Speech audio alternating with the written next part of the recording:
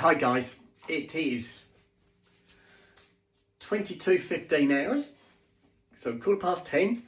Snoop's just got up. He's been in the back room, in the doggy day room, on the sofa. I've been in the front room. I've been I was on YouTube. I was going through some YouTube bits. So yeah, let me get this on and I can do the washing up and we can have a chat. I'm getting suggestions coming through about the handbags, so keep them coming. And I'll have to pick one and I'll make a sign up for the door. I'll stick a sign on the door once we've decided on the name. Have I got it? I think I've got it. Yeah, got it, guys. Right, I've got to fill up my bowl, start the washing. Back door, I'll push it too. The back door's been open most of the night. It's lovely mild outside, very dark now, but lovely mild. I was looking at a weather warning for Friday into Saturday, and they're saying we should have some heavy rain late 9 o'clock Friday night through to 6 o'clock Saturday evening. So it looks like we might have a bit of a wet Saturday, guys. Hope it's wrong. I'm going to that wedding on the Friday, but come 9 o'clock in the evening I'll probably be home or take my parents home by that time, so I might dodge that one. Right, just turn it off for a second and get this bowl emptied.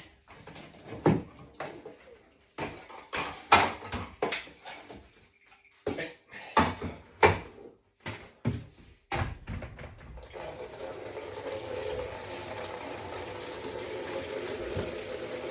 Right, so what else can I tell you? Yes. Now obviously I've got a lot of new subscribers, guys. A lot of you older subscribers who've been with me for a long time have heard most of the stories. But some people who've recently joined don't know who Peter is. And they don't know where April's name came from. So I'm going to go over those again. So for those of you who already heard this, you can go and put the kettle on, have a cup of tea, and I'll just get on with explaining about Peter first. Now, that should do. That's lovely. Now, Peter is a friend of mine, and Peter came into my life probably about... I was working at a Vauxhall garage at the time. I'm trying to think of the year. MReg, 1995, about 1995 to 1999 is when I worked at the Vauxhall garage, and that's when I came across Peter. Now, what happened with Peter was Peter's dad came to see me. Now, Peter's dad used to be a bit of a mechanic, and he used to look after his son's car for him. But he was getting to the age where he realised he wasn't going to be able to do that for much longer because of his age.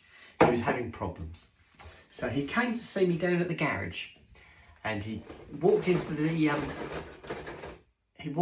the showroom and rung the bell, and I darted upstairs to the desk to see what I could do for him, and he explained the situation. He explained to me that he had a son called Peter, and Peter was disabled, and Peter needed somebody to look after his car. Now, would we at the garage be willing to take that on? So he told me what the car was, and I said, that's not a problem. Send him down and I'll have a chat with him. So the next day, Peter turns up. Now, Peter didn't know that his dad had already been in and that I'd spoken to his dad. His dad was being very good. He was sort of paving the way for his son. Peter had been disabled from birth. He was born in 1939. Had to think then. He was born in 1939, and he was damaged at birth. He was pulled out with a forceps when he was born, and they damaged him. He was damaged by the birth. He was heavily disabled and has been like that since he's been born. His parents were told when he was born that he would only live into his teens. He wouldn't make it into being an older person. Well, Peter's proved them all wrong, because he's still here at the moment, guys. So Peter came in to see me at the garage and explained that he'd got a car and would I be able to look after for him, and I said yes, we could do whatever he wanted. And that's how I first met Peter. Now, Peter was one of those customers who would just pop down to have his tyre pressures checked every now and again. and he couldn't do them himself because of his disability. He couldn't actually do them himself, so he'd actually drive his car down to the workshop, and he'd pop in the workshop to see me and say, "Can you check my tyre pressures?" And this went on for years, guys, him popping down as a customer. Now, Peter got to find out where I lived, and I literally only lived around the corner from him.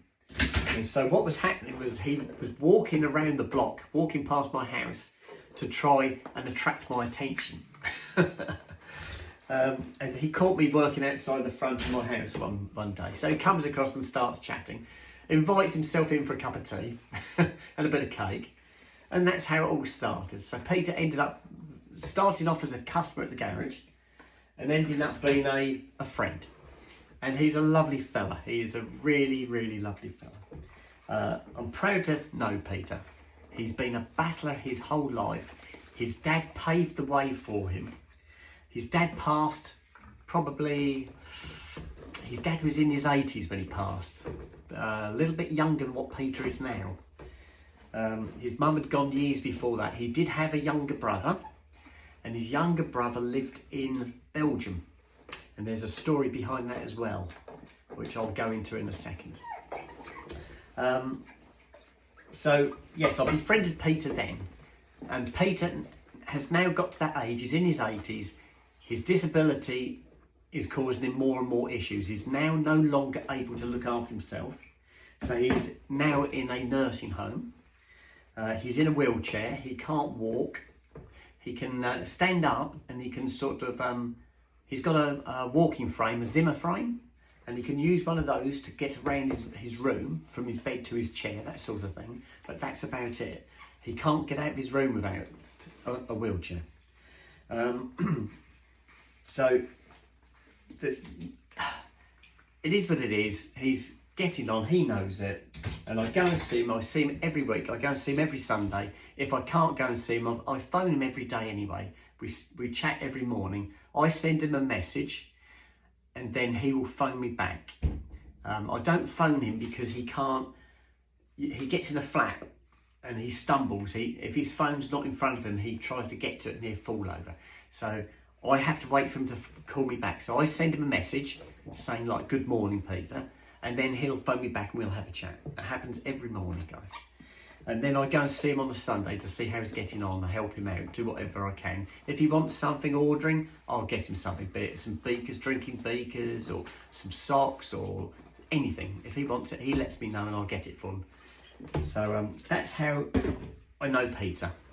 And like I said, I've known him since the 1990s. All thanks to his dad. His dad was the one who got the ball rolling. And that's how it is.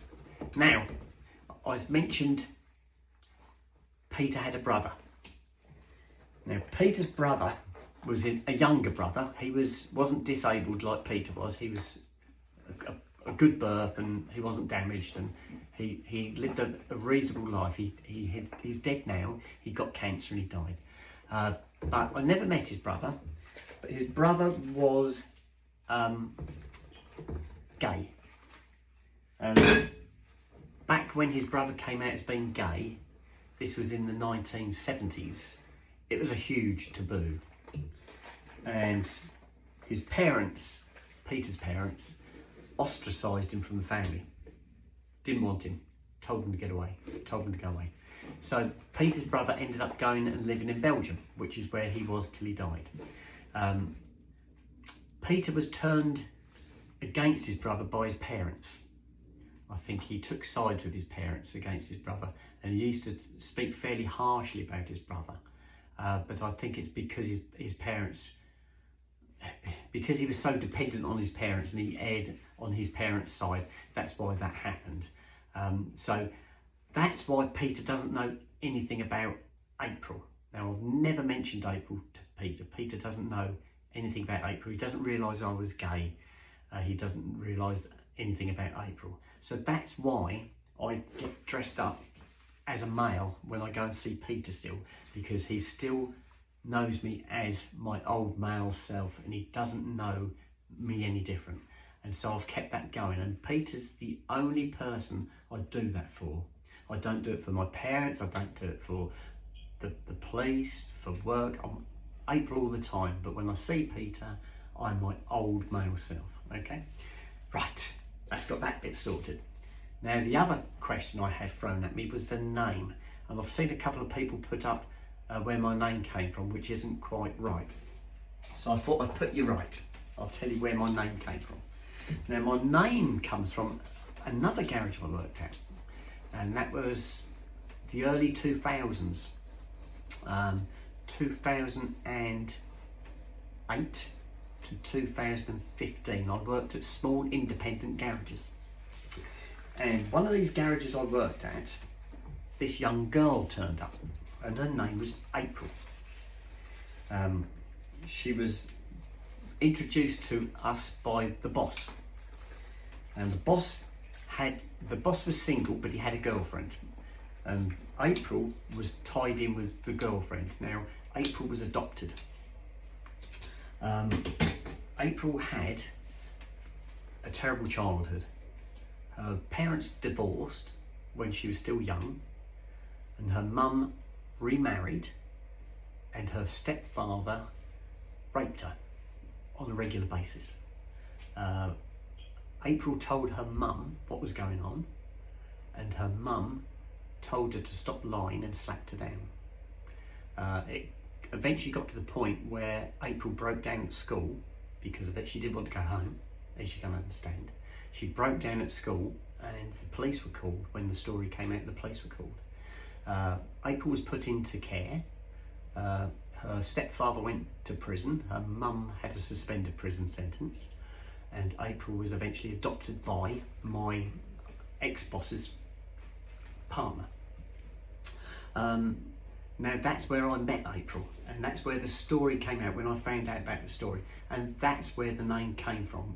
She was a lovely, lovely girl, beautiful girl, and she'd had such a terrible childhood. I really felt sorry for her, and she was so bubbly and full of it. It seems such a shame that she had that in her past. That's where April's name came from. So if you've heard any other stories, they're wrong. That's where the name came from. And as far as I know, because I did meet April again probably about 10-15 years ago, I went for a drink with my dad. Now, me and my dad had this tradition that we go for a drink on Christmas Day. I go around and pick my dad up, I take him down the pub, and we have a Christmas drink. And I took my dad down to this pub, and we were sat there having a drink, and April walks in with my ex-boss and his partner, and she sees me, comes over, she has a chat. And at the end of that, my dad turned around and he said, "What a wonderful young girl." And I said, "Yeah." I said, "There's a story behind that," and I told him all about it. So that's where April's name came from, and I did see her probably about 15 years ago, but I haven't seen her since. So fingers crossed she's okay. I'm sure she is. So I think let's rattle that one off. So yeah, so I think I've covered the name, I've covered Peter, and why Peter only knows me as my old male self. So if that's cleared that up for you guys, that's what I wanted to do, make it all clear. And like I said, there's more subscribers joining all the time. All these stories I've told you are all on previous videos, but you'll have to go back a long way. I looked at my site and I think there's about 3.7 thousand videos on there, guys. So if you want to go through them all, you're welcome. It'll take you a while though. Right. So I'm going to crack on with the washing. Skippy's gone up already. She went up probably about half an hour ago. No, a little bit more than that, 3/4 of an hour ago. So she's sat upstairs waiting for me. I said I'd come in and do the washing about 10 o'clock, put the boys to bed, and then I'll come up. So that's what's happening this evening. You are coming up with some lovely suggestions for the handbag room, okay? Now I want something interesting so that I can make a sign for the door. Once it's all shelved out and it's full of bags, the dogs won't be going in there again. I'll keep the dogs out. So that will be a handbag room. So I want a name. I don't want to call it the handbag room. I want to call it something different. Boudoir. Handbag, boudoir, I don't know. You tell me. So it's going to be a walk-in handbag room.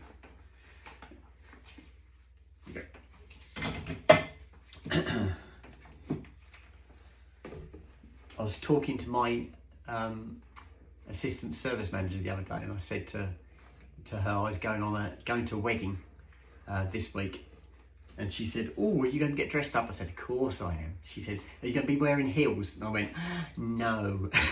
She said, "Why not? Why not?" I said, "It's going to be on grass. It's an outside do." And she went, "Oh, that's a shame." So I said, "I'll probably wear some wedges or something like that, but you know, I won't be wearing high heels." But this particular lady manager, has got a collection of shoes, and she told me she'd got 80 pairs of shoes. Wow. I haven't got quite 80, definitely not. I've got lots of shoes, but I haven't got 80, nowhere near. I've got more shoes than I have handbags. I've got 2 small purses, like clutch purses. I think you call them clutch purses. And then I've got 2 handbags, and that's it. Now, Skippy, she's got about 80. She's got about 80. I think we've just about hit 80. There's still more coming. The idea is to get the figure up to 100, and then 100 is the magic figure. Okay, once we get to 100, that's enough. Then they can constantly keep them at 100, but not over 100. I think that's a nice round figure to work from. So that's what the handbag room is going to be for, storing all these lovely handbags. And they are lovely. And the nice thing about it is I don't need any more handbags, because I've got a ready supply of some absolutely gorgeous handbags. But it's not the sort of thing I'd go out and buy. Handbags don't really, I can see their usefulness, but just a cheap handbag would do me. But I know some people really love their handbags. And I have seen, message way. It's all right, there's a message come up on my screen from my Gumtree. So I'm going to have to read that in a second to see what it's all about. Because I've got somebody who's hot on the wash machine. So they asked earlier what time they could pop round to see the wash machine in an evening. So I did send them a message back, but I haven't had them message me back since, and that might be the message. So I'll have to check in a minute. So yes, I've got a ready supply of handbags, and they are lovely. They are absolutely gorgeous. But I don't know that I'd want to spend a lot of money on a handbag. I'd much rather spend on a bra. You know I love my bras. I did own up to Skippy that I've got another couple of bras coming. I showed her the ones I've got today, and yeah, she was impressed. She liked them. Well, that's the bit in there. And that one. Right, we're nearly there. Nearly there, guys. So tomorrow is Friday Eve. So Friday is the wedding day as far as I'm concerned. The actual wedding I'm going to on Friday, the actual ceremony is taking place tomorrow. I think it's going to be a registry office type ceremony. So that's going to be all the legal paperwork side, but the actual wedding party itself is on the Friday, and that's what I'm going to. That's going to be the family too, all the family coming to this. So that's going to be great. I'm really looking forward to that. I've also got my younger sister who wants to pop round and see me, and that's possibly tomorrow, because she's going to pop over to see my elder sister, and then she said she'd like me to have a listen to her car's making a funny noise. Sounds like she's got a noise on the brakes, which I said hopefully she's just picked a stone up. Maybe worst case scenario is her brakes are worn out, but I don't know till I've seen it. So I said, if you're in Lagnam, just pop in or give me a call before you come, so you know I'm in. I said, but let me know and I'll have a look. You pop over and I'll just have a look, see if I can work out what it is without taking the car to bits. So yeah, so hopefully she's going to pop up maybe tomorrow, if she's going to be in the area tomorrow. She doesn't live in Lagnam, she lives in another village near Long Melford. So she's going to pop over, see my elder sister, and then she's going to pop round and see me. I think that's what she said. I hope she doesn't try and come Friday, because I won't be here Friday, because I'll be out with my mum and my dad and Skippy at this wedding. I don't expect I'm going to be staying late into the evening. Now my mum and dad came to a party with me probably about, well, it was last month. It was my mum's sister's birthday party. We all got invited to the party, and I got nominated as being the driver, which was fine. I took them, my parents, myself and Skippy, over to the party. It was a 1940s themed party, if you can remember that, guys. It wasn't that long ago I did it. And took my parents over, and then my parents, they're both elderly, and they both get very tired. And I was surprised how long they stuck it out, because they eventually, it was about 10 o'clock, my dad said to me, "Do you think we can go now?" And I said, "Well, of course we can." I said, "You just say when you want to go and we'll go." And he said, "Well, can we go?" And I said, "That's fine." So we got in the car, drove home. So of course it was, by the time we got home, it was probably about 11 o'clock at night. My mum and dad were absolutely shattered. They said the next day they still didn't feel right.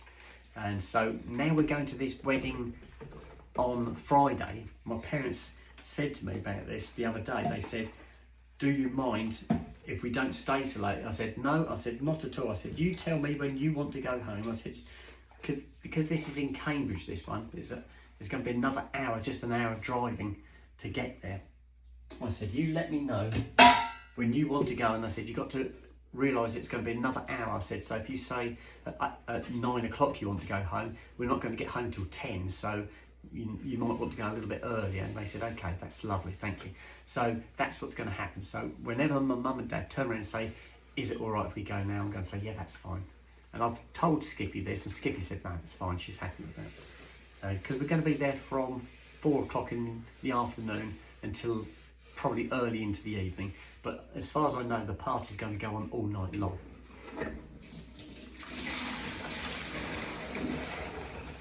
That, guys, is it. We are done. I'll leave that hanging there so that can drain. Where's the towel? Here comes Snoop. Hang on. You've got to go up the garden first. Where are you, Sooty? Come on in. Here they come. If I move the camera, you see the boys come to the back door. Mind, please let me get the camera past you, Snoop. Thank you. Right, there's Snoopy at the back door. Sooty will be in a second. I'll slide the camera down a little bit for you guys. There you go. Right, you going up the garden? Okay, off you go. Good boy. I'll leave the door open. It is mild, guys. It's not cold tonight.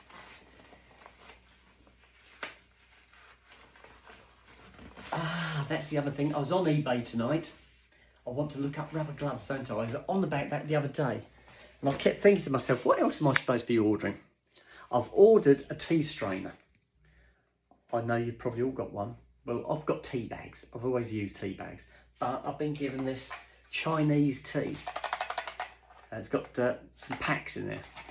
And there's 3 in each box. They've got 2 left in that one, 3 in the other box. And the idea is you put the tea into boiling water, stir it, and then let the tea leaves settle to the bottom, and then you drink the tea. You have it black, or I have it with honey, but have it black. But the problem is, the lower you get, the more chance there is of sucking tea leaves up. But I've been told that's the way you're supposed to do it. And it ruined the cup of tea because you couldn't drink as much as you wanted. You couldn't drink to the bottom of the cup because you'd get a mouthful of tea leaves. So I've ordered a tea strainer. And I didn't realise how many different types of tea strainers there are. There's ones that are like a ball, and you put the tea leaves in the ball and drop it, immerse it in your cup. There's other ones which are like it's like a deep cup, filter, and you put that in your cup with your tea leaves in, pour your boiling water in, and then lift that out.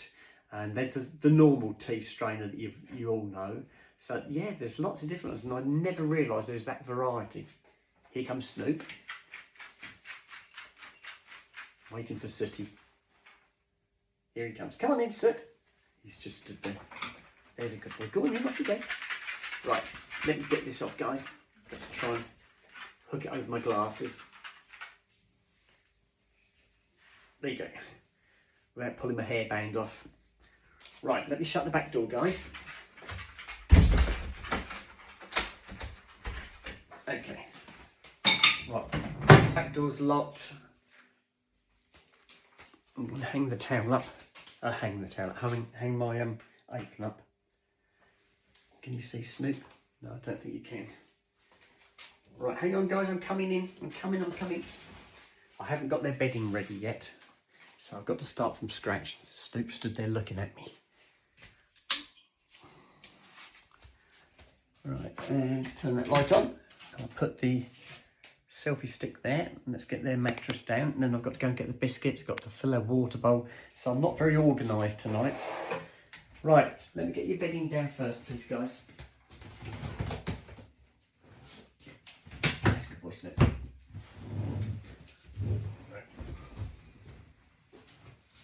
Okay, mate.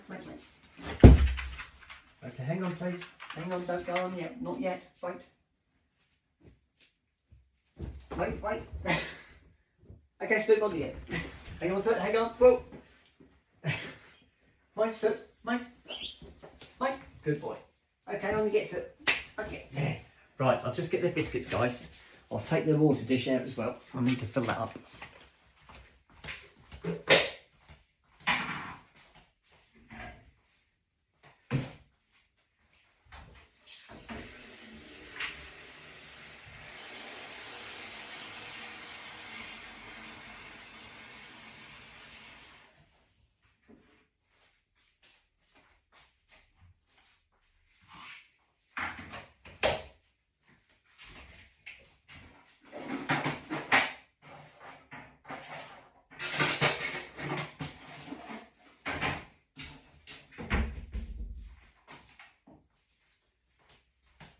Right, here's your drink, guys.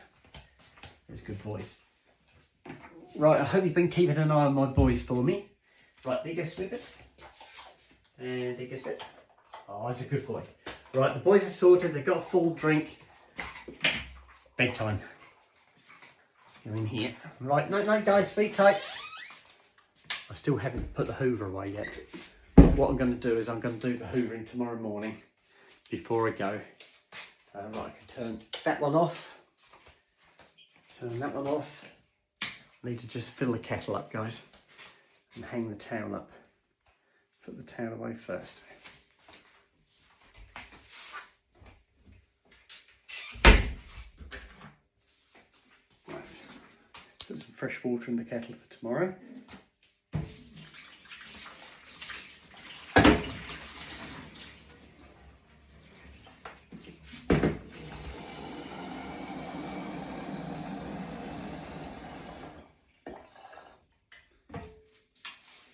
Right, all done.